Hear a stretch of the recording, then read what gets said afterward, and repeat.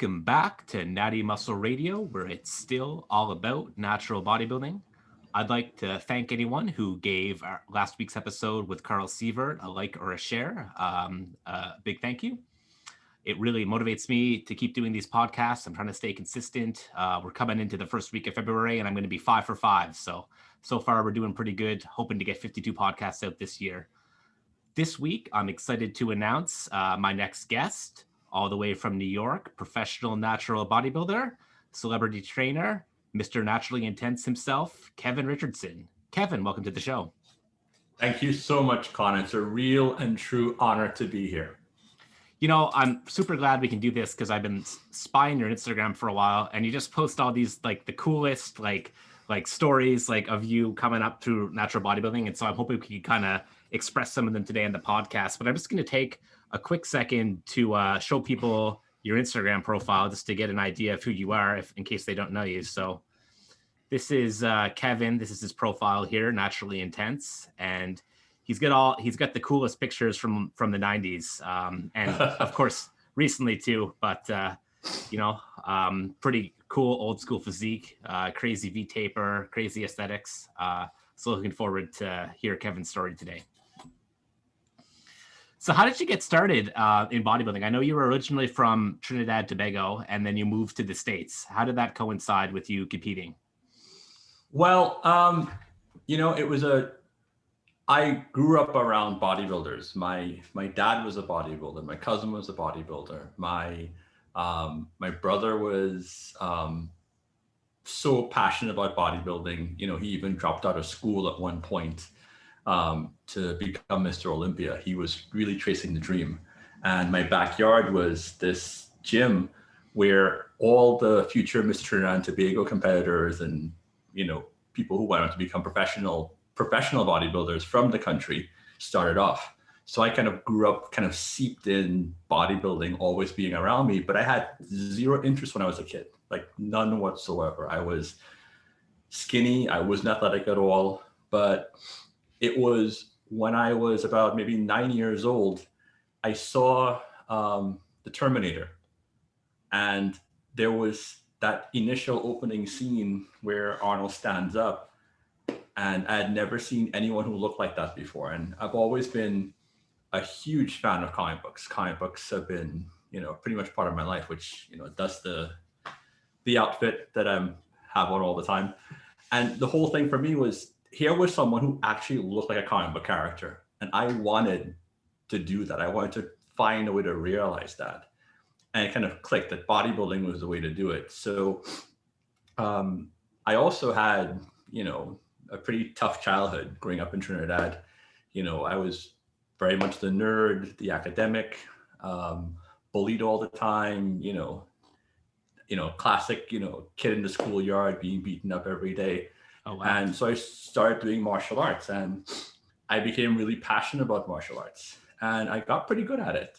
I started with Shotokan karate, and that's kind of how I learned physicality, going from, literally not being able to do a push-up or even a jumping jack. I mean, who can't do a jumping jack? And I remember not being able to do a jumping jack and wondering to myself, this can't be good whatsoever. And, I went on and started studying ninjutsu, and I got really, really good at what I did. And the thing is, growing up was a pretty tough place, pretty tough time. And I was really good at fighting, but I didn't look it. I was 125 pounds when I started, and I was 5'11" and a half, almost 6 feet tall. So, a really skinny kid. And if you didn't know who I was, you didn't know that I could fight, so you'd still try to pick on me. So I still had people picking on me. But at this point, I could defend myself. And I was like, you know what? It's time. I always had this idea of, being a bodybuilder. I always had this idea of creating this piece of artwork that I saw some people, kind of doing and creating.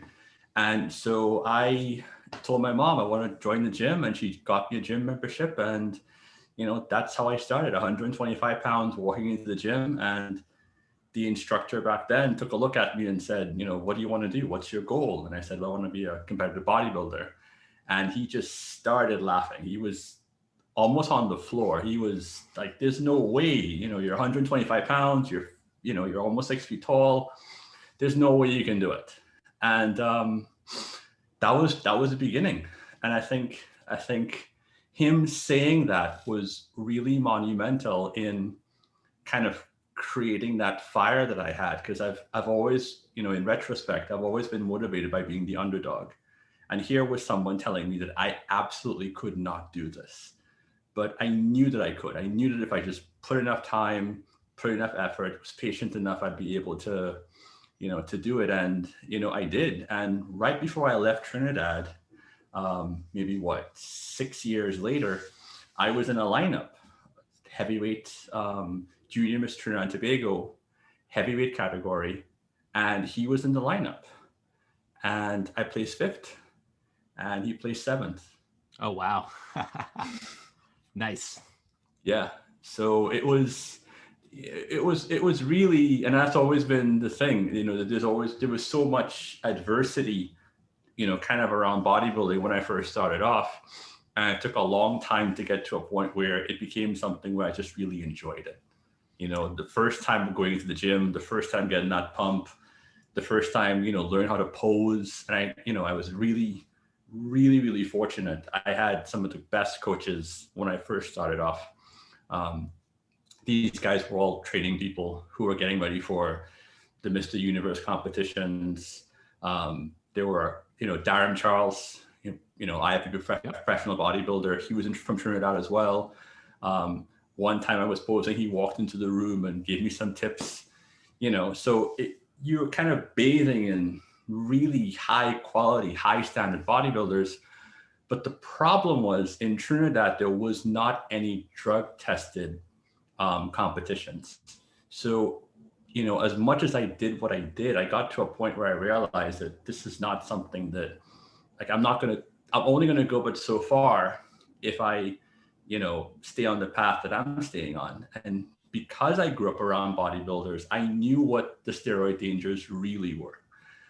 I saw the guys have heart attacks in their 30s. I saw the guys with the abscesses. I saw the ED problems. I saw the kidney failures. I saw all of it and had no illusions whatsoever of, steroid use being something that was glorified. And plus I had, you could probably say, a very childish and pure version of what I thought bodybuilding should be.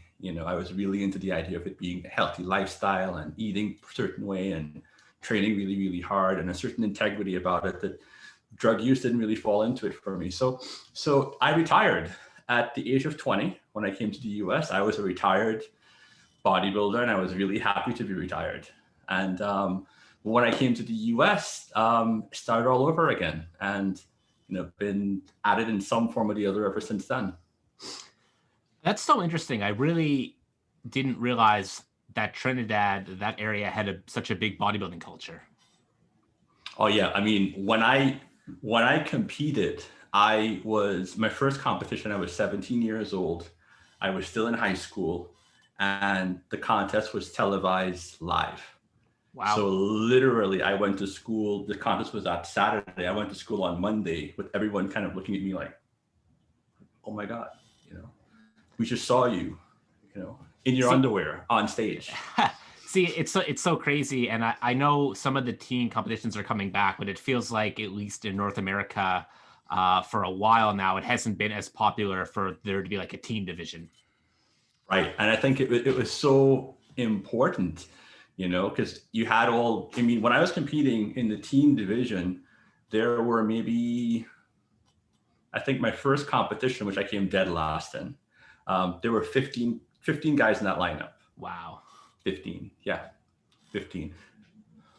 What year are we talking here? Because I feel like in like the early to mid 80s, there just seemed to be more like physical culture appreciation during that time. I could be wrong, but what era are we talking here? We're talking maybe like 93, 90s, 94, okay. Gotcha. Like early 90s, early to mid 90s. And even natural bodybuilding, when I competed, when I was competing in the NGA, this is before the INBF and WNBF was created. I remember for, one of the one of the national America competitions, I believe there were like 21 heavyweights. Wow.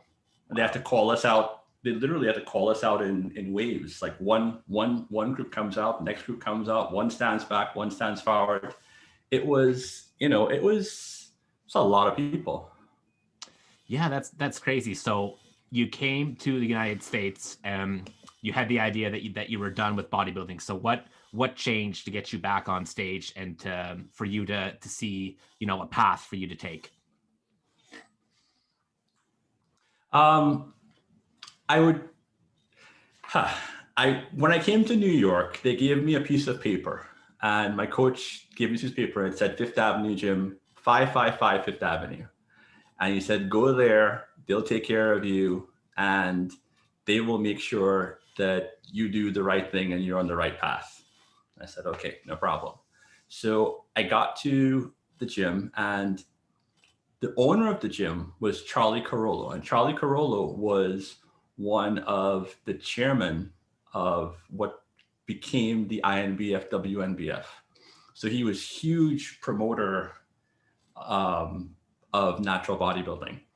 And, I walked into that gym and there were all these bodybuilding legends in there. There was Carmi Smith was training there. There was Bernard Seeley. Bernard Seeley was an actual Mr. Olympia competitor who was competing naturally and really competing naturally on the Mr. Olympia stage. Wow. And one of the most incredible physiques that I ever saw.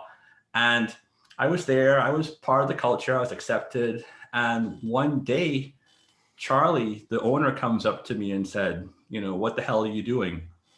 And I said, well, what am I doing? And Charlie was a pretty imposing guy. He was about 6'5", ex-cop, really, really big. And I was like, why is, what did I do? I didn't do anything. Why is Charlie bothering me? He's like, how much do you weigh? I'm like, 250. And he's like, all right, when's your next contest? I'm like, no, I'm retired. And he says, you're retired? How old are you? And I'm like, I'm 24. He's like, get the hell out of here. No one's retired at 24. So I said to him, I was like, I'm not doing the bodybuilding thing anymore because, I'm not doing drugs. It's not for me. I love the training. I'll train for the rest of my life. This is my lifestyle, but I'm not interested in competing. And he said, well, we have natural competitions. And I said, well, natural competitions? What is that? He's like, well, you're polygraph tested and you're urine tested. And I was like, wow, that sounds fantastic. And he's like, great, you're competing. You're doing the June show. And Ian Mercer, who, arguably is one of the, most, one of the top natural bodybuilding coaches of all time, was standing right there. And Charlie turns to Ian and says, Ian, make sure he gets ready for the show in June. And I'm just standing there like, don't I have a say in this? And he just walked off, and that was it. Like there was no conversation about if I'm going to do it or not or anything else. It was like, no, you're doing the show. And I was like, okay. And I mean, that was it. I did a warm-up show at one of those local bodybuilding competitions, because back then there were tons of just local bodybuilding contests. And I said, all right, I'll do one to warm up. And I did pretty well. I think I won my class, and I did the NGA Hercules, and that was my first competition. And I was going to compete in the open class, but Ian had said, no, don't do the open class, go in as a novice. And I said, novice? I've been competing, since I was 17. I had like a good 3 years of competition, competing against guys who were on drugs, and I was really ready to go out there. He's like, no, start off with novice, wow them, and then go from there. And that's what I did. And I felt bad backstage pumping up and looking at all these other guys, because my thing was I was competing. My very last competition was that junior Mr. Trinidad, not junior Mr. Trinidad Tobago. Yeah, junior Mr. Trinidad Tobago competition. And I remember Darren Charles pumping up backstage in the light heavyweight category. He was doing his last amateur show before he officially turned pro, and just looking at him. And here I was backstage at a natural bodybuilding competition, looking at the guys and saying, I can do this. Yeah. I can do this. I fit in here. These people look more like me, you know? Absolutely. And that was it. Wow. So hooked after that experience? Yeah. I wouldn't say hooked. I think it was felt like you had a place. Felt like you had a place in the sport. Yeah. It was something that I was going to be a part of and was going to be part of my life for the rest of my life. I knew that was the natural bodybuilding on some part, is going to be something I'm going to be part of, because I really admired the people who were promoting it. And I still, every iteration, for be it NGA, INBF, WNBF, the people who do the shows and promote the shows was Charlie back in those days, and it's Nancy, these days. I really admire them because I know what it takes. I've done everything from, I've helped promote shows, I've judged shows, I've expedited shows backstage, I've competed, done every single, of course coached many people as well to compete, and I've done every single aspect of natural bodybuilding, and it's really something. My heart goes out to the promoters because they work so hard to pull that off. And I think as the dieted down athlete, just kind of worried about stressing about our own physiques, you tend to forget how much work the promoters have to put in the background to make it all happen. Yeah, it's true. Really is true. So during this time when you're starting to get back into competing around 24 years of age, I'm kind of curious what the gym culture was like then, because you hear stories of people training, and it just, for me now being a bodybuilder, it sounds like such a different experience. Like, it sounds like more times often than not, you had a training partner. It was a lot more of a competitive environment in the gym. It was a lot more like looking up to peers and having, having people that motivated you to keep going. Like, I'm kind of curious what the atmosphere was like in this Fifth gym in Brooklyn. Fifth Avenue gym was a breeding ground for natural bodybuilders, in that you went in there and you had such truly remarkable champions who were training right alongside you, and you couldn't help but be motivated. I mean, it was a misfit bunch. It was powerlifters, there were a lot of natural bodybuilders. But what was interesting is that back in those days, if there was a competition, everyone from the gym would be there at your show. Wow. If you were getting ready for a competition, like I remember, getting ready for a contest, and I think I had to use the pec deck, and someone was using it. And I said, I kind of motioned that I wanted to use it. And he stopped and said, "Oh, you go ahead. You have a show coming up." So it was really this camaraderie. And I met Kai Green. Kai and I were about the same age, and we were both part of Ian Mercer's team, and we became, really great friends. We would talk about posing for hours, like literally. There was this really small changing room, Fifth Avenue gym, with this bench, and Kai and I would sit down there and talk about posing for hours because we were both so passionate about it. I mean, posing for us was something that was, it was outwardly, being able to go up on stage and, present yourself and, really make the audience feel something. And I would tell them all these stories about, people in Trinidad, how they would pose and what they would do, all the outlandish stuff that we would do back then. Because for us in the islands, if you don't pose really well and don't look really good, they will boo you off the stage. Wow, really? Yeah. Oh yeah. I mean, my recollection, my first contest, actually, I had a coach. His name was Rodney Vera, and Rodney is, he's still coaching people, today. And I looked at the stage, I looked at the audience, I said, "I'm not doing this. There's no freaking way I'm doing this. No way." He literally picked me up, like physically picked me up and threw me on stage, like physically lifted me up and threw me on stage. So my first, step on stage was kind of like, okay. And there would be guys who would buy tickets, and they would take a roll of toilet paper on a broomstick. If you didn't look good, they'd put it up in the air and they'd wave it back and forth. And you're up on a stage, so it'd be just at eye level. So while you're posing, you have this roll of toilet paper kind of like flying in the breeze in front of you, giving you a pretty, interesting signal about your conditioning at the time or your posing routine. Wow. Crazy. And of course, they'd heckle you. They'd heckle. And I remember, going on stage and being so terrified. My first contest, I completely forgot my posing routine. The music came on. I had no idea what to do. I was terrified, but I hit a shot and I got some applause, and I was like, thank God, thank God, thank God. But yeah, it was really tough. But so Kai and I would talk about that, and there were these guys who would do these remarkable things. There's one guy, his name was Ricardo Guy James, and he's not a very commonly talked about bodybuilder, but he was arguably the best poser I've ever seen of all time. And he would make these productions. One time for a competition, he got these djembe drummers to drum. Oh, wow. And he came out from the back of the audience in a cloak, sounds familiar, in a cloak, and jumps up on stage, takes the cloak off and starts posing.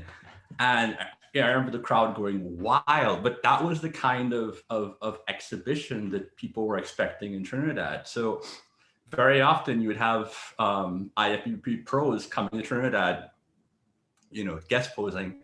And if they weren't in good shape and if they couldn't pose, it'd get a little messy. Let's just say that. The audience wasn't, they didn't want to see just mass. They wanted to see a show. They paid money to see a show. And one of the things that I came out from that with was when I compete in a contest, I have an obligation to really make sure my audience feels something and walks away with, they paid money for this ticket, they came all this way to see me, and they're going to remember this. And I think that was something that that Kai and I were both, really focused on doing. We would pose all the time. And interestingly enough, even though they were all these professional bodybuilders at the time, I wasn't a professional at the time. I was, amateur. And Kai and I would keep on getting booked for all these small contests all throughout the New York area. So it was in the Bronx sometimes, it was in Brooklyn sometimes, Staten Island sometimes. And people would come to the shows, they'd see us competing, they'd see us posing, and they'd say, hey, we'd love to have you guys, somehow or the other at our contest. Can you do that? And, we'd be more than happy to do it. So that was a lot of fun. I mean, those contests, those small contests, not the other, those were ridiculously fun. I can't even begin to tell you how much fun they were. And, Kai and I developed this really close friendship, and I became the guy who was with him when he was backstage all the time, because Ian, who's both of our coaches, wasn't always around to be able to go with Kai to the contest. So I would go with Kai to the contests. And since we would guest pose together so often, we really had like this bond. So where was Kai at in his career at that time? Still a WNBF pro at that point? At that time, he was a WNBF pro, and he was trying to break into the IFBB. He had this lifelong idea that he was going to follow in Bernard Seeley's footsteps and be able to turn pro drug-free. He was, and I say that, a lot of people talk about, he was always on drugs. I can pretty much attest to somebody who was with him, quite often for long periods of time, and helping him literally backstage, putting the oil on, making sure he's ready, and seeing him training and seeing the progression over the years. He really put so much into it. And what he did was truly exceptional, but expected for the amount of work and effort and dedication he put in. And at the time, he was competing in the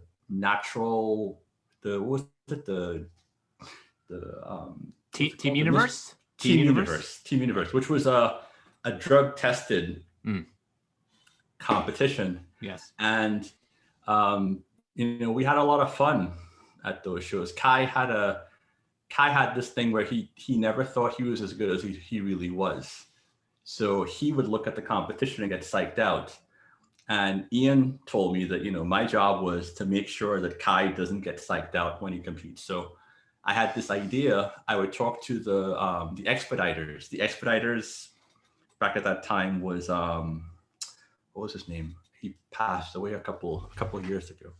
I think his name was Steve. He was a really common NPC expediter, and we became really good friends because it's always a good idea as a competitor to be friendly with the expediters. And I would ask Steve, okay, give me some updates as to what time it is for people to start getting ready, start pumping up. And what I would do with Kai, because the way Kai would pose and the way Kai would do everything, he wouldn't really pump up that much, because we both believe if you pump up too much, you can't really move on stage. And true. Besides, the more you pose anyway, you're going to bring it out. And, our coach Ian Mercer always said, if you don't have it before the day of the show, you're not going to build it. So it's either you have it or you don't. Yeah. So what I would do with him, so he wouldn't get psyched out, I'd have him stand and set up really far away from everybody else. And then right before it was time to go on stage, like 5 minutes before, I'd say, all right, Kai, stop pumping up. I'd pump him up and put him in the line.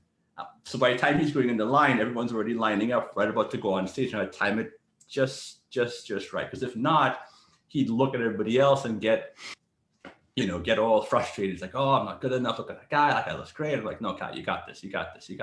See, I love how you're saying this, because no one thinks about this stuff. You think, you're prepping for a show, you got to hit your carbs, you got to get your sodium and water right. But like these little things, they can make a difference. And if you've been backstage to a lot of shows, it's kind of confusing what's going on. You're like focusing on yourself. You tend to look around. Like it's easy to get distracted. Like sometimes people even like they're not there at the right time. They miss their classes. Like these things are really important, people. I'm telling you. Yeah, it's everything. When you're backstage at a contest, your mind isn't working really well. So it's always good to have, a wingman or a coach, somebody in your corner who's going to make sure you're doing the right thing at the right time, because you're just not there. Sometimes you're really just not there. You're dehydrated, like you're saying, your carbs are low. It's not the time when you're going to be at your intellectual peak, let's say. Exactly.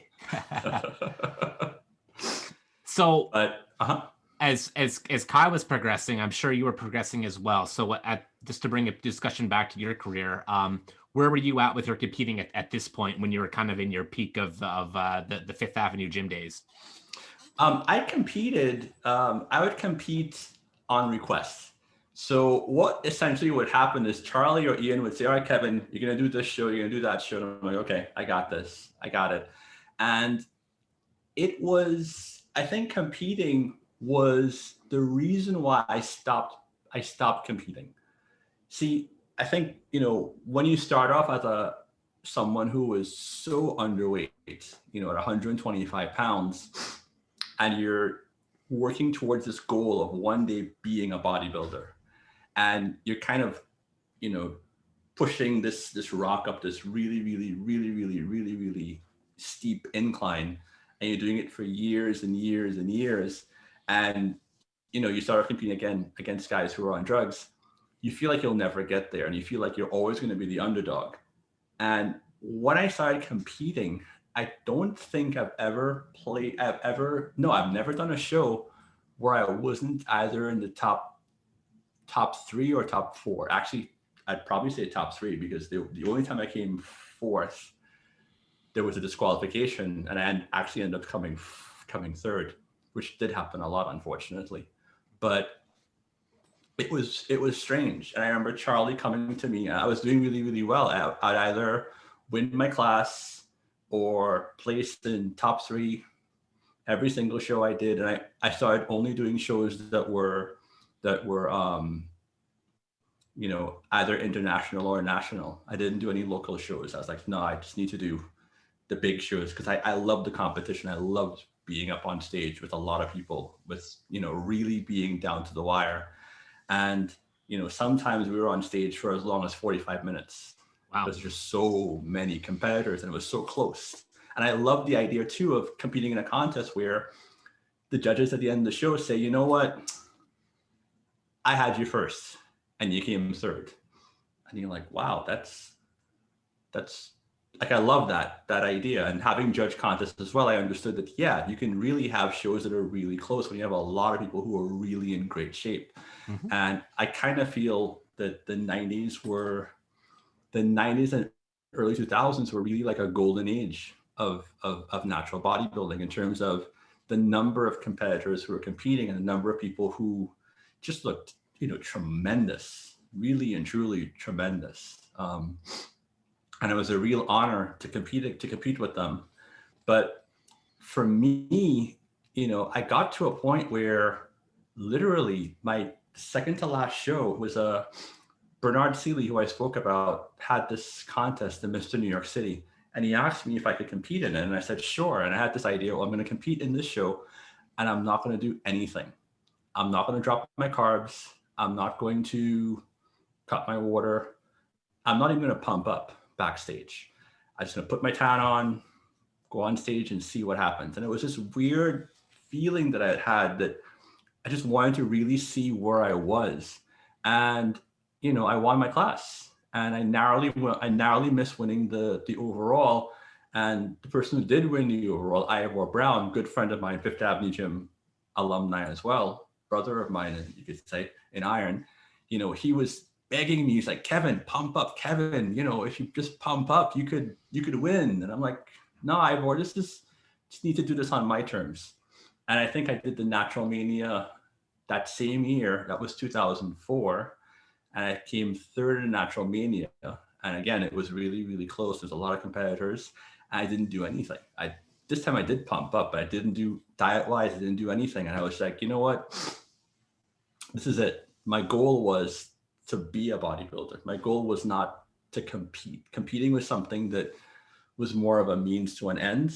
And that was the end for me. That was my last competition, the Natural Mania 2004. Wow. And then I did the same show 15 years later. Passing the torch. That torch. That's right. So what year did you think you looked your best? As far as competing or in general? In general. 2021. 2021. Oh, okay, so I think if still I building your physique right now. Okay, yeah, wow. If I competed right now, I think I could beat that young guy. I think. What time period are these pictures taken from? The outdoor ones in the park here.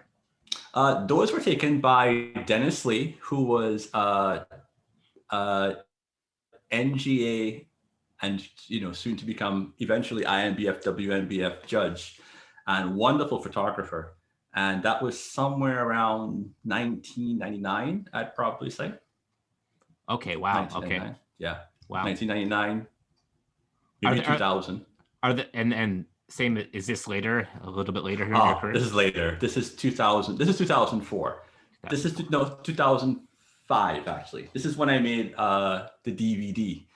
I was in Fifth Avenue Gym and I had this client of mine who was a filmmaker. And usually when I train, I don't let my clients see me train because it could be a little scary for them. And I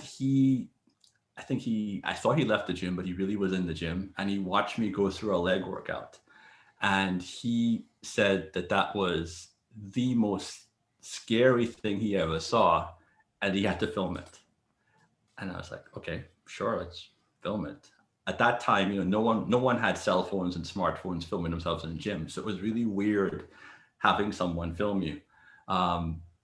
So we did the DVD and released it. And it was the first truly natural bodybuilder with a DVD out there. I mean, there were other natural bodybuilders out there who were competing, I'd probably say the NPC, and whether they were natural or not, I'm not sure because they didn't go through the kind of testing, let's say, that I would say it makes you a natural bodybuilder in my books, but it did really, really well. And I was really impressed by how well it sold. Amazon came to me with an offer to put it on Amazon, which was huge back then because I was literally just putting them in the meal myself and mealing them out. And that was it. That was Naturally Intense. That's what the name Naturally Intense came from that DVD.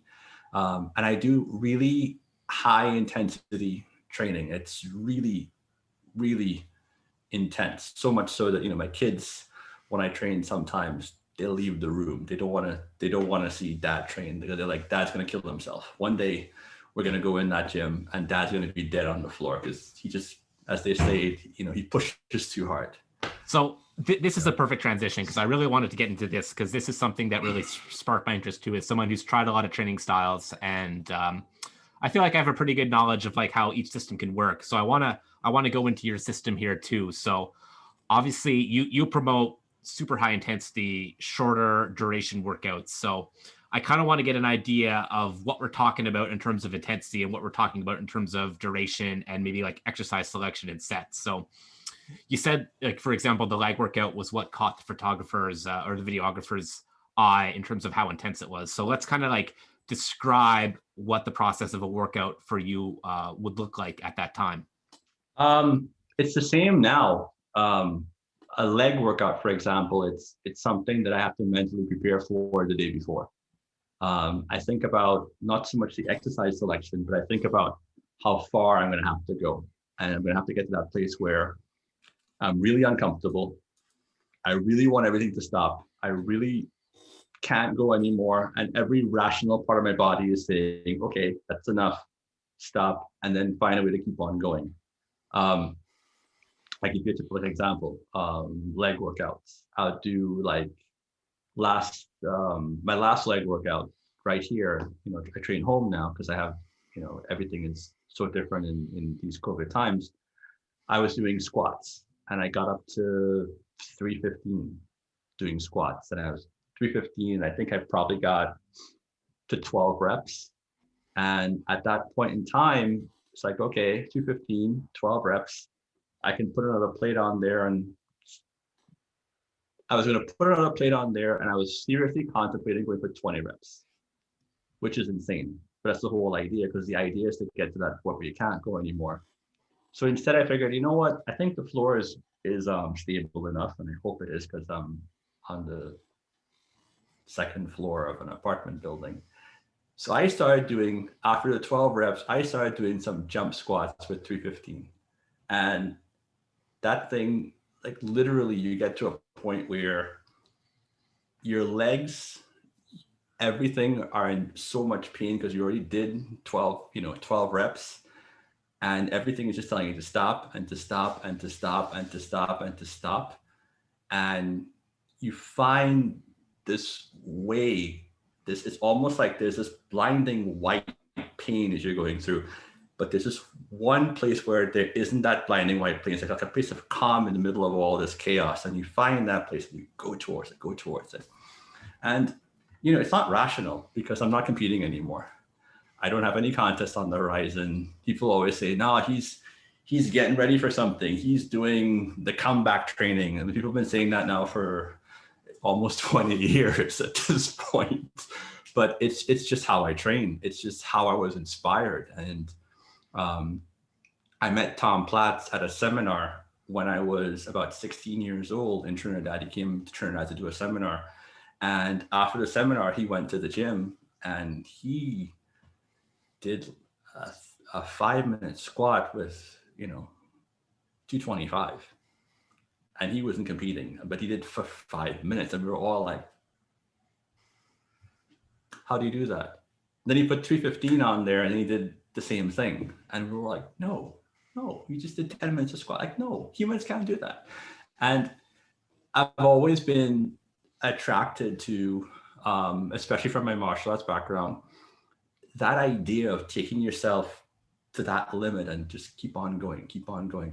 And from a physiological point of view, when I started training, I was training 6 days a week like everyone else. I was following the routine. Everybody does 6 days a week. That's what you do, 6 days a week.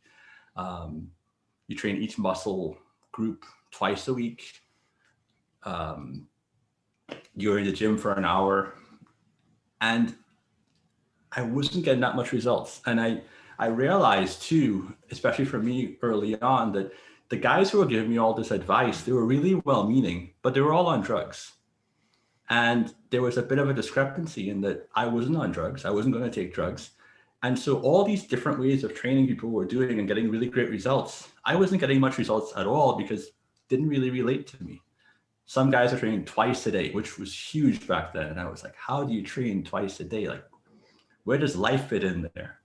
And also recovery wise too. And, I was a nerdy kid, and I did what the nerdy kids do, which is I went, stop listening to guys in the gym and reading magazines. I started, reading everything I could on physiology. And when looking at how muscles respond, muscle growth is an adaptation response to extreme overload. So if I trained my muscles to a point where there was overload, I would have some results. So I had to focus on creating overload through intensity. And back then, I wasn't able to push myself the way I can today and the way I could in the later years. So what I would do, I'd tell my coaches, all right, here's the routine I wrote out. Take me through this. And they'd look at the routine and go, you sure you want to do this? I'm like, yes, let's do this. And that hour-long routine that I used to do 6 times a week I was done in 10 minutes. I couldn't do any more. Like literally, I was throwing up. It used to be a badge of pride actually that, on some days, back and shoulder days, even chest and arm days, you'd lose a little bit of lunch after the workout or during the workout sometimes, which is not a good idea. And I think you can get the same gains. I don't have to go that far. But when I was, in my teens, that was kind of how I was thinking at the time.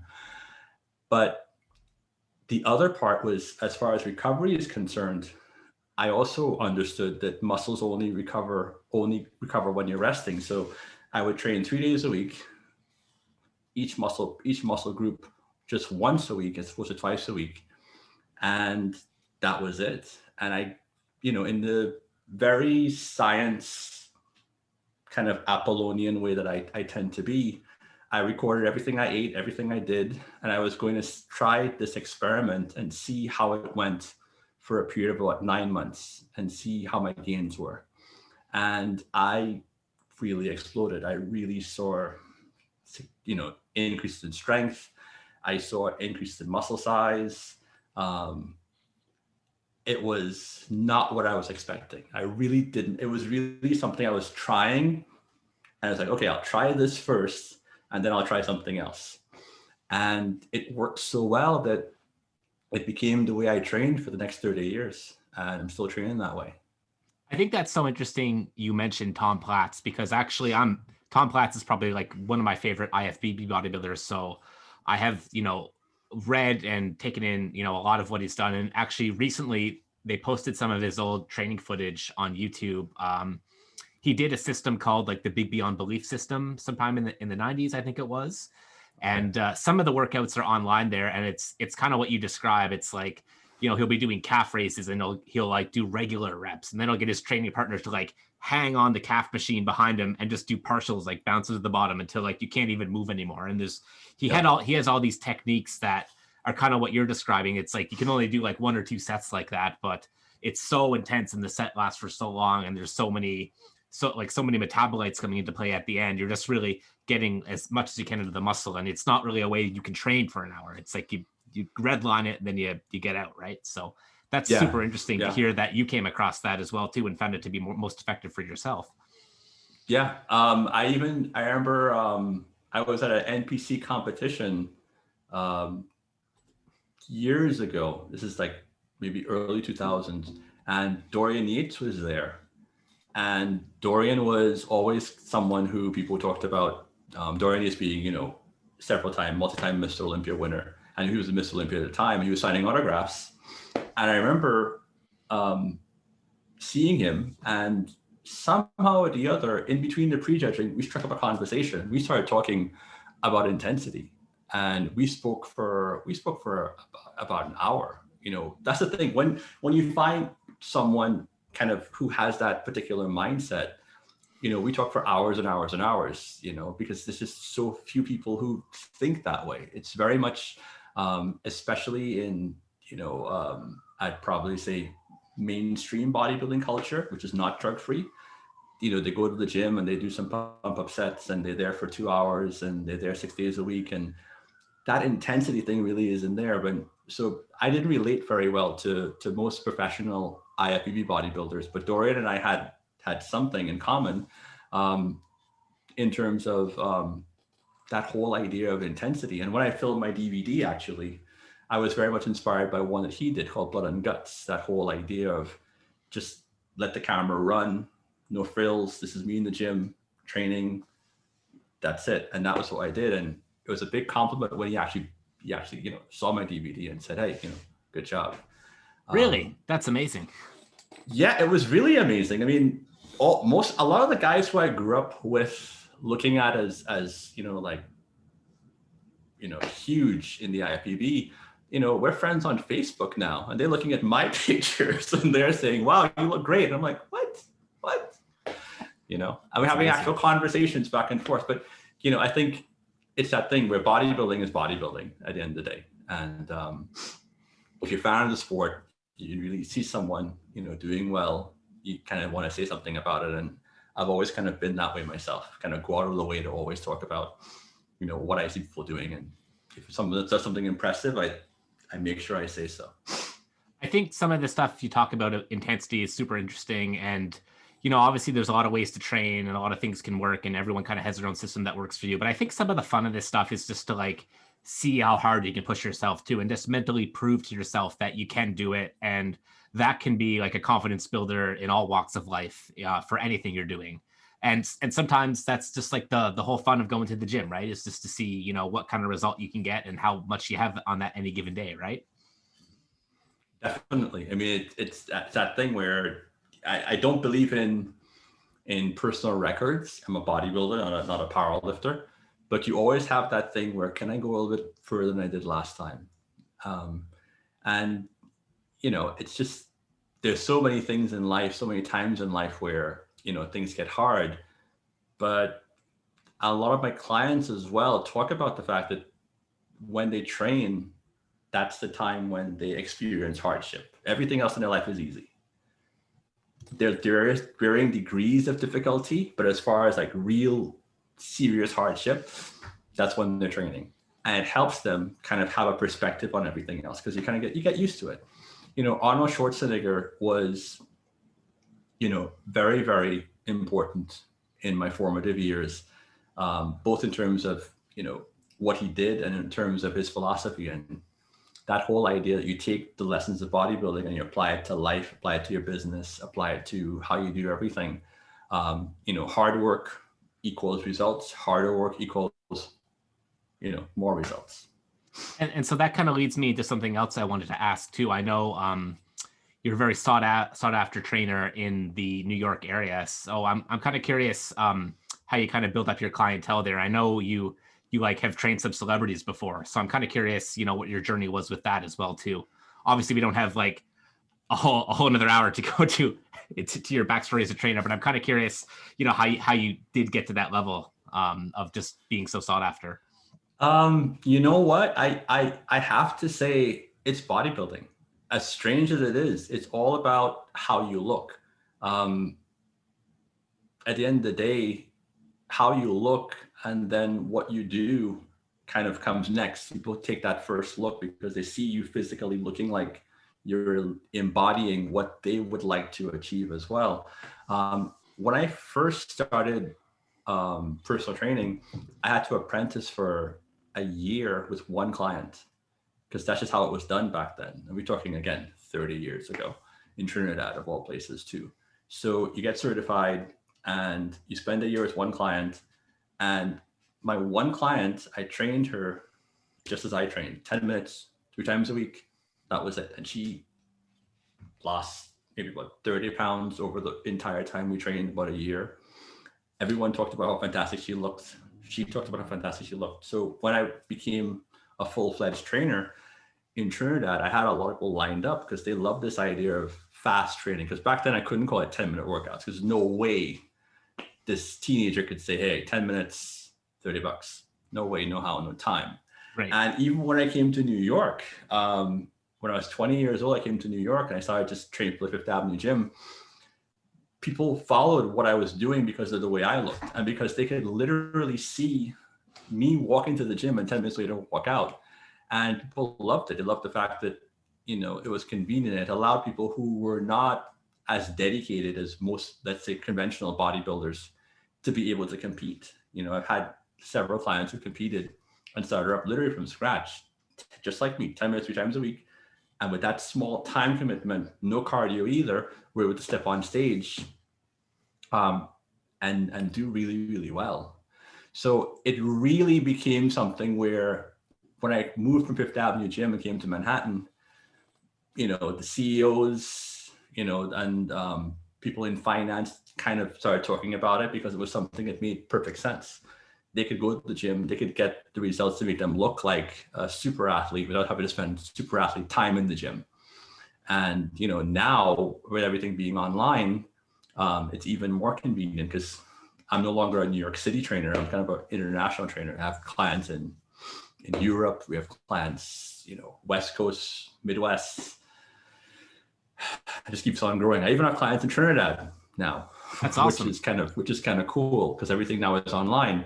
And we went 100% online. But I think that at the end of the day, it all comes down to, my bodybuilding career. I'm very much a writer. My blog has been really, really successful. Can't say how fortunate I've been for that.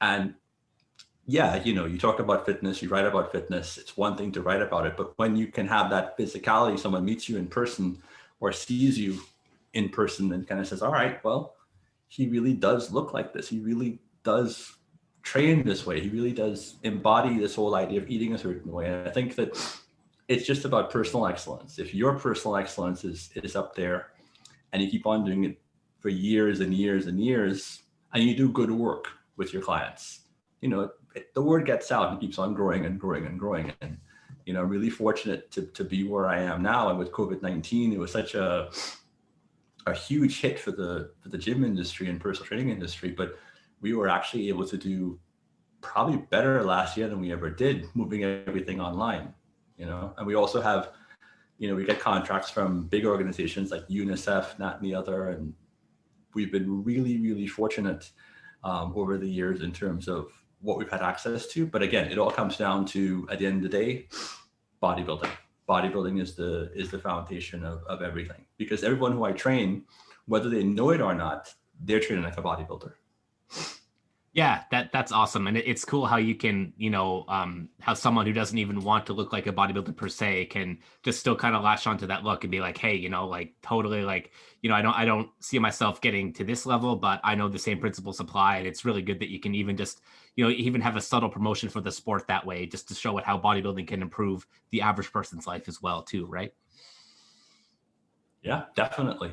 I think bodybuilding kind of became a bad word somewhere around the early 2000s when the IFBB bodybuilding got so big. And those are the ones people see, that it became something that wasn't an aesthetic that the average man or woman was interested in anymore. Just kind of sad, honestly. Yeah, it's great that you can bridge that gap though, because so many people they see images of like the huge massive bodybuilder and they're immediately turned off. But to circle back to where we are now, I'm curious, what is your training like these days, and what kind of goals do you have for your training in the coming years? I train the same way, 3 times a week, all out.